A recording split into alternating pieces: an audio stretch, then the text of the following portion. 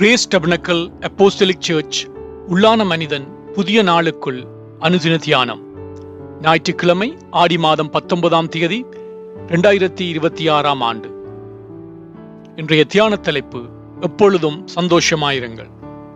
இன்றைய தியான வசனம் பிலிப்பியர் 4ஆம் அதிகாரம் 4ஆம் வசனம்.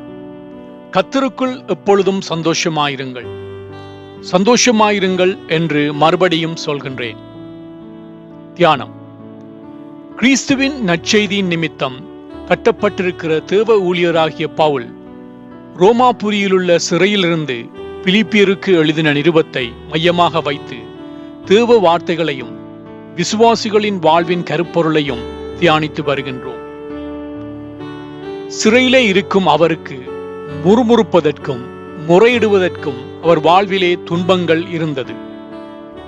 பல பாடுகளையும் உபத்திரவங்களையும் கடந்து வந்தார். அந்த நிலைமையிலும் கர்த்தருக்குள் சந்தோஷமாயிருங்கள் என்று விசுவாசிகளை உற்சாகப்படுத்துகின்றார். பிலிப்பிய சபையில் உள்ள விசுவாசிகள் மத்தியிலே சில பிரச்சனைகள் இருந்து வந்தது. பிரிவினைகள் இருந்தது.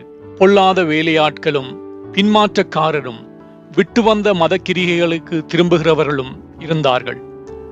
தங்கள் தராதரங்களை குறித்து பெருமை பாராட்டுகிறவர்கள் இருந்தார்கள். கோணலும் மாறுபாடுமான சந்ததியின் நடுவிலே எப்படிப்பட்ட மனிதர்கள் விசுவாசிகளை சூழ இருந்தாலும் விசுவாசிகள் முன்னானவைகளை நாடி ஓட வேண்டும். கிறிஸ்துவை ஆதாயப்படுத்திக் கொள்ளும்படி உலக மேன்மைகளை விட்டுவிட வேண்டும். கிறிஸ்துவின் சிந்தையை தரித்தவர்களாக இரட்சகராயிருக்கின்ற இயேசு கிறிஸ்து வெளிப்பட காத்திருக்கும் விசுவாசிகள் தங்கள் பெயர்கள் ஜீவ புத்தகத்திலே எழுதியிருக்கின்றது என்பதை உணர்ந்தவர்களாக கர்த்தருக்குள் எப்பொழுதும் சந்தோஷமாயிருக்க வேண்டும். பிலிப்பியர் 3ஆம் அதிகாரத்தின் ஆரம்பத்திலே குறிப்பிட்டது போல மறுபடியும் பிலிப்பியர் 4ஆம் அதிகாரத்திலே கர்த்தருக்குள் எப்பொழுதும் சந்தோஷமாயிருங்கள், சந்தோஷமாயிருங்கள் என்று மறுபடியும் சொல்லுகிறேன் என்று வலியுறுத்தி கூறுகின்றார். பிரியமானவர்களே, உங்களுடைய வாழ்க்கையிலே சபைக்கு வெளியே உலகத்திலே அநேக காரியங்கள் நடக்கலாம். சபைக்குள்ளே சில முரண்பாடுகள் உண்டாயிருக்கலாம்.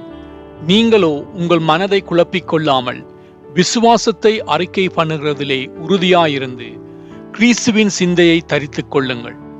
உங்கள் நாமங்கள் ஜீவ புத்தகத்தில் இருக்கிறது என்பதினாலே உங்களை அழுத்தும் உலக பாரங்களினாலே மனம் சோர்ந்து போகாமல் கர்த்தருக்குள் சந்தோஷமாயிருங்கள். ஜெபம் செய்வோம்.